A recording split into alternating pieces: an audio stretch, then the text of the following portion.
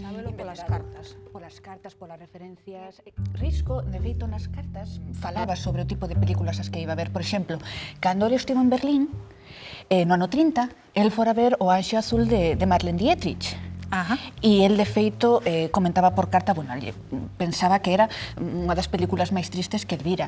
Pois que curioso, que o teñades así tan documentado e tan seguro. Home, si, nas cartas, o sea, el se ve aí que el era un cinéfilo inveterado.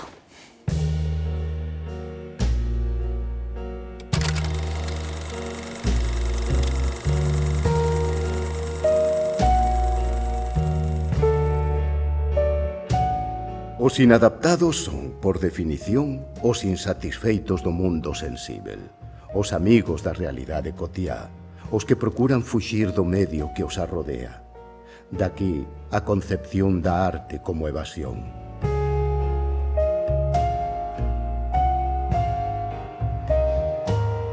Mais enténdase ben, nós non desbotamos o medio natural, non condenabamos a natureza. Pola contra, paseábamos pola campía, procurábamos a aldea e máis aínda que a aldea, o monte.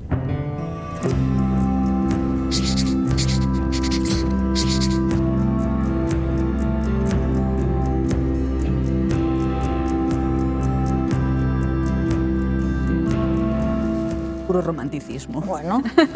Tal cual. Ao fin e al cabo, el, naceu a finais do século XIX, co cal, el prácticamente respirou o que era romanticismo na arte. O que pasa que xa na parte final, co simbolismo. É curioso, non? Como nunha cidade tan pequena como era Ourense daquela se xuntasen un grupo de persoas que tendo relación entre eles, non? E unha formación como a que tiñan, pois fosen capaces de botar adiante a andar un proxecto como que botaron a andar, non? E unha persoa como Risco, que supoño que efectivamente era un inadaptado, non? Unha persoa... Era unha persoa moi original. Sí. Realmente era unha persona, eu diría que xenuína, é dicir, no sentido de... Cando se len as cartas que ele escribira, sobre todo o comezo de todo, é dicir, o comezo de todo, estou falando de 18, 19, 20, el é unha persoa que necesita estímulo. É unha persoa a súa vez estimulante, pero que necesita estímulo. É dicir, é unha persoa que a nivel artístico se notaba que tiña moitísima cultura visual, como todos os estetas. É dicir, el se naceu a finais do século XIX, na década dos anos 80, é dicir, estaba vivindo unha plena eclosión do que estaba sucedendo en Europa, vamos, no que eran as tres grandes potencias, é dicir, en Inglaterra, en Francia, en Alemania. Estamos a falar da época do romanticismo negro na literatura e na arte, se está a falar do simbolismo, que el era un simbolista dos pés a cabeza, pero en ese sentido, ele é unha persoa que se nota que xa pertence ao século XX. É máis, pertenecería perfectamente de xeito orgánico a calquer novo movimento que se vai a xerar. E el, ademais, ten unha mente moi creativa. Era un home moi curioso. Eu creo que é unha persoa con moita capacidade, non, de curiosidade, unha curiosidade insaciable.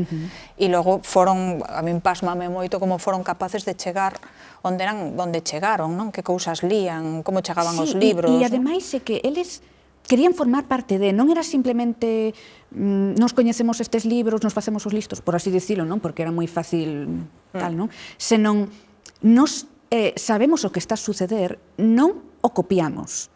Nos o que facemos é chegar a sustancia do que é a arte, do que é a creación artística, do que é xerar, pero nos inspiramos, que era o que el dicía, non? Nos inspiramos no que é a nosa realidade, é dicir... Bueno, teñan a inquietude, non? Do europeo, do que estaba funcionando fora, do oriental tamén, e ao mesmo tempo o de aquí, non? As cousas de aquí. Eu creo que el se podía considerar un europeísta non eurocentrista.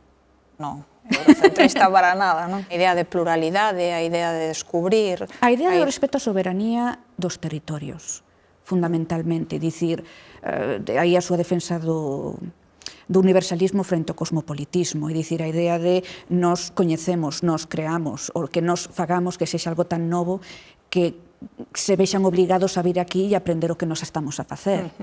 Cando se ve a obra de Risco, en xeral, sobre todo no ámbito artístico, non, pero se ve moito que está moi a pulso con todo o novo que está a xurdir, poño por caso. Do caso que aconteceu o Dr. Albeiros apareceu en 1919. En 1920 estaba a aparecer na cinematografía alemana o gabinete do Dr. Caligari. Quero dicir, el que é o pioneiro da novela de fantasía e de terror, e ademais que ele emprega moitísimas referencias artísticas en esa obra, dicir, ele fai referencia a Hans Holbein, fai referencia ao descubrimento de Tutankamón, indirectamente, porque naturalmente Howard Carter vai no topar en 1922, non? Pero ele xa está adiantando todo iso, e curiosamente, un ano despois desa novela, aparece esa obra de Robert Wiene, entón, se ve que é unha novela moi temperá no grupo, non? Porque debe ser o primeiro traballo en galego de todo o que consideramos hoxe xeración nos.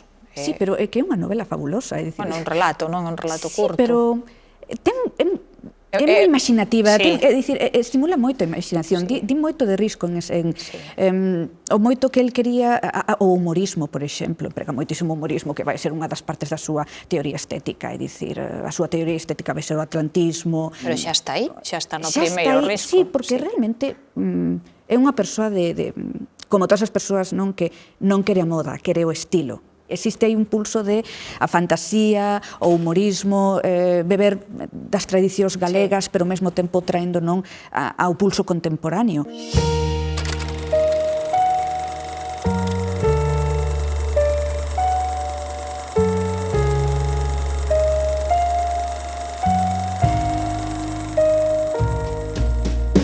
Sempre se fala da relación con Manuel Antonio, con ese poeta que é bastante máis novo que eles, non? E o poeta que lle pide consello a Risco, e Risco que actúa pois, como un mestre, non? Para Manuel Antonio en moitos sentidos, no plan documental, cando documenta sobre as vanguardas, non? Que é a información que quere ter Manuel Antonio, pero tamén un pouco como o mestre que opina sobre o traballo do poeta e sobre o camiño das vanguardas, non? E sobre se ese camiño é correcto ou non é correcto. Tanto lle fai referencia a publicacións artísticas como literarias, é dicir... Risco está perfectamente informado, non somente está informado, é que ademais el se encarga en A Nosa Terra de incitar a que os poetas vanguardistas ou os artistas vanguardistas sexan coñecidos, é dicir, el traduce a moitísimos poetas decadentistas que viñan da época na cal el nacera, pero tamén é verdade que el fala moito do que está a suceder novo nas artes, é dicir, a famosa conferencia de arte nova do ano 20 que se falaba, e a súa vez o conxugaba con traducións de poetas de vanguarda, e a súa vez incitaba, non, este Manuel Antonio, temos aquí a un novo poeta, tal e tal. El mismo contribuía a que se coñecera a literatura de vanguarda. El o que vai a conseguir é que as vanguardas, en lugar de resultar unha cousa cosmopolita, que os poña dos nervios, non, esa idea, que creía no universalismo, non? Hai que coñecer, se ten que coñecer o novo que se está a facer fora.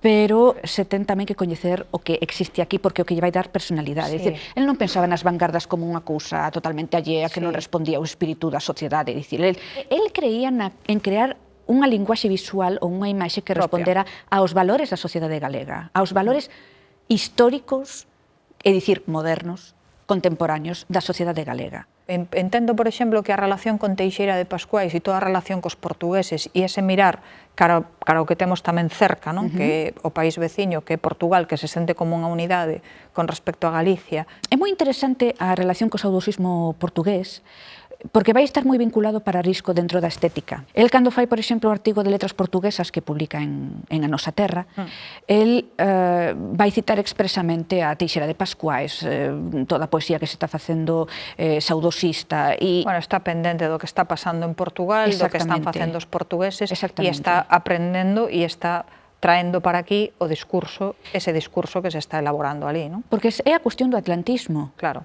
É dicir, é a cuestión de... Cando el, por exemplo, fai o famoso poema de Yujuju, el realmente está reformulando cas vanguardas e co atlantismo, pero tamén o saudosismo. É dicir, o saudosismo no que consiste en crear imaxes a partir da impresión que causan as verbas, non, ao ser recitadas. E el bebía moito de todos eles, é dicir, el non dubidou en trasladalo á literatura galega por esas canles, que aquí era unha cousa nova. No, a ver, dalles cabida na revista Nos, en Nos, no primeiro número de Nos, está ese poema de Teixeira de Pascuais, que a mí está en portugués, que era algo, por exemplo, que non se estaba facendo na Nosa Terra, que se estaba publicando os portugueses, pero estaba publicando en galego. E aí está a sensibilidade de Risco que quen fai que estas cousas sexan así, esa crenza coa unión dos povos, de Portugal e de Galicia, e esa visión unitaria dos dous e ese discurso compartido, que non é un discurso herdado, un discurso compartido.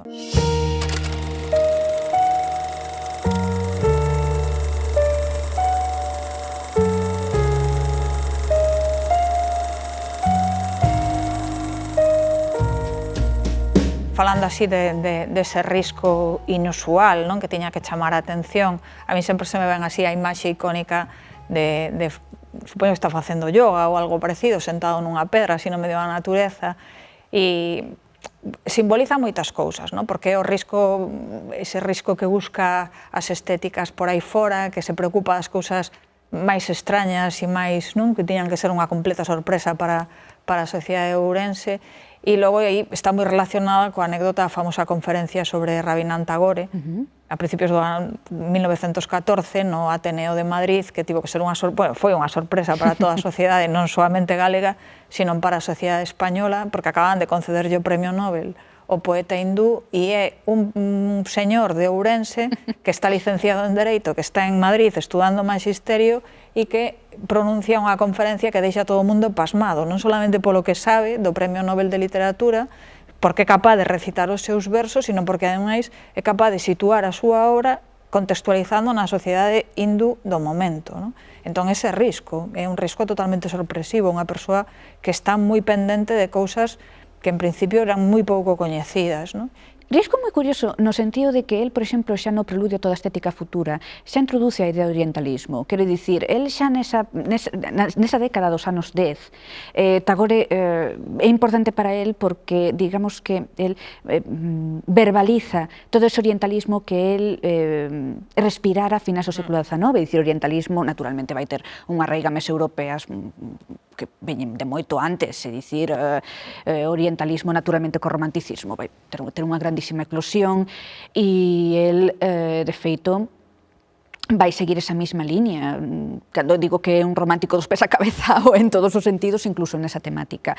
E Tagore, de feito, vai a personificar, mellor dito, pois ese interese, non? Orientalismo, de feito, está en Tagore, está no preludio tamén, por exemplo, está outra cousa que tamén o vincula con outra cousa extraordinaria respecto a Manuel Antonio, que é Poe.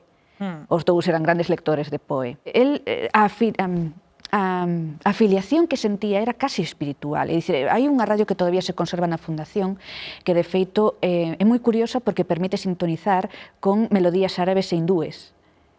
Entón, claro, tendo ese amor, non, por esas outras culturas que non eran estrictamente simplemente as europeas ou ni siquiera as consideraba algo exóticas, todo o contrario, e lles prestaba moito respeto. Entón, el estudiaba, digo, que estudiaba a etnografía galega, tamén estudiaba a etnografía xaponesa, a china, a hindú.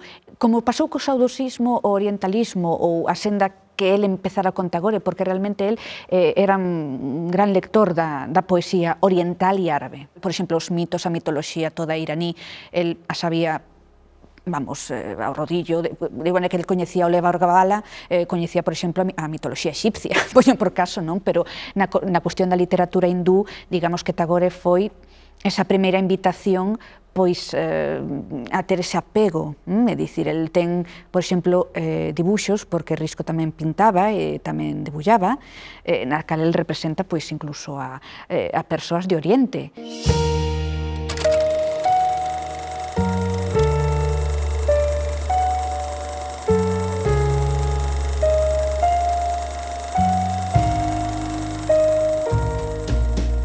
Que curioso, non? Que despois de todo o que levamos falado de Risco, o pouco que se fala de Risco, non? Na actualidade teño a sensación, non? Que é un autor que se vai quedando atrás. Dende logo eu creo que está bastante ignorado, non? Que descoñecemos moitas cousas de Risco, que o revisitamos pouco, que se está facendo pouco traballo de investigación dunha persoa tan complexa, dunha persoa tan poliédrica, dunha persoa que tivo unha vida tan intensa, que foi tan importante, non? Na traxectoria cultural, pero política tamén, estética, non? Da nosa cultura. Ese silencio, ese ignoralo, ese un pouco arrinconalo, a marxe das etiquetas ou daquelas cousas que se lle atribuíron que se repiten ata a saciedade, non? E se acaban convertindo en verdades non contrastadas que se asumen como certas, non? E que en realidade se basean no descoñecemento, non? Que sucede con Risco? Con Risco suceden moitas cousas, pero a primeira delas é que necesita estudios serios. E cando me firo que... Limpos. Limpos. Limpos significa imparciais. É dicir, imparcialidade non significa sosería. Significa coñecer moi ben a documentación e, naturalmente, darlle ao César o que é do César, é dicir, a importancia que tivo o Risco para todos eles, e estamos aquí falando pois que Risco fixo esta primeira novela ou fixo isto ou fixo aquelo, é dicir, ele era unha persoa con todas esas influencias pois que tivo unha grandísima repercusión e como unha especie de epicentro que logo se vai estendendo, non? É o que os británicos chaman bigger than life, é dicir, máis grande que a propia vida, é dicir, non somente pola repercusión que tiveron as súas ideas, senón tamén pola época que lle tocou vivir, que foi o período de entreguerras. É unha figura que tivo moitísima repercusión incluso ata hoxe en cousas que xeralmente a xente dá por sentado, naturalmente, é dicir, toda a labor que se fixo co Estatuto de Galicia, el formou parte dela, todo o que ten que ver ca estética galega, el formou parte dela, por non dicir que foi o pai dela, xunto con, naturalmente, con outros artistas nos cales el influiu e a súa vez contribuíron a dar imaxe á sociedade galega. E o autor da primeira novela galega moderna. É o autor da primeira novela galega, quero dicir, el ten máis que méritos suficientes, o que fai falta tamén é unha perspectiva que lle dé o valor que merece. É dicir, el no seu momento se lle considerou un primus inter pares, o que no valor romano se lle consideraba como o primeiro entre os seus iguais, non? E el naturalmente nunca se arrogou, eu son o primeiro en facer... Non, pero todo o mundo sí que lle daba ese valor nos anos 20, nos anos 30, incluso ata o ano que marrou nos 63, de acordo?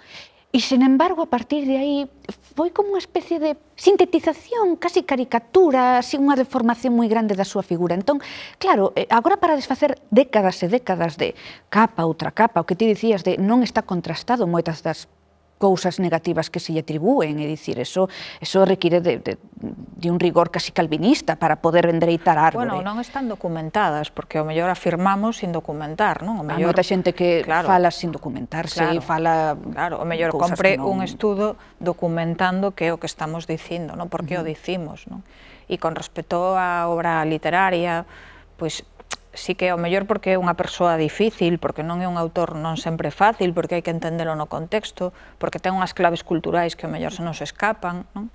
Pois sí que é unha persoa a que non estamos abordando. É que, date conta, eu, por exemplo, topei artigos de Risco nos cales el, máis que ser un narrador o é, por exemplo, no Porco de Pé.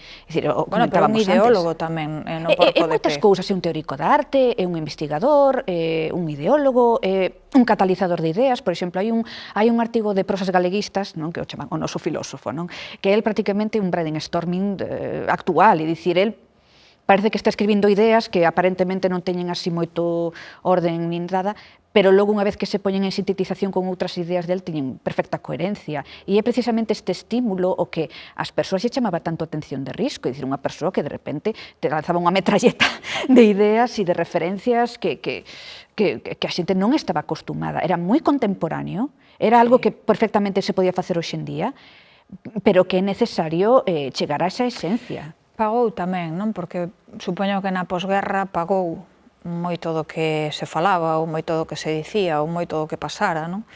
E o exemplo quizáis aí é La Puerta de Paja, non? Esa novela que chega ao Premio Nadal, que entra moi ben nas primeiras votacións, que parece que vai gañar, non?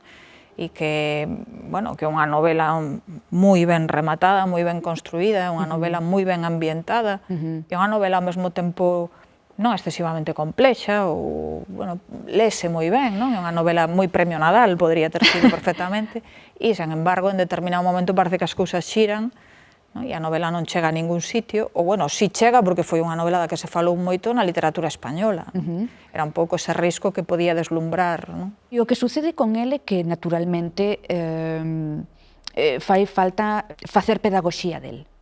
Facer pedagogía no sentido de saber explicar as cousas, saber analizar as cousas, non facer un batiburrillo. Pois, o esforzo persoal, non? Porque a veces é un esforzo persoal buscar unha novela do ano 53 e mirar que escribiu. Sí, pero esa é a nosa cultura histórica. Quero dicir, eso é o que nos formou, eso é o que nos debemos hoxe en día. Quero dicir, naturalmente a sociedade progresa, as institucións progresan, a mentalidade progresa e naturalmente nos somos fillos da nosa época, pero naturalmente como todo o que sucede no tempo, nos debemos a moito a eles e eles ademais contribuíron a que unha mentalidade orgánica que fora precisamente asimilando non somente os cambios, senón que nos contribuíramos ao cambio. Era o que ele dicía co universalismo, e contribuir á riqueza da cultura universal. Agora sí que puxeches o punto final, eu creo que rematamos a xornada hoxe. Marchamos. Aí ti leches unha novela de Risco que se chama Malandalfa. Fai tempo. É unha novela, a min foi unha novela que me impresionou moito, non? A modernidade do tema.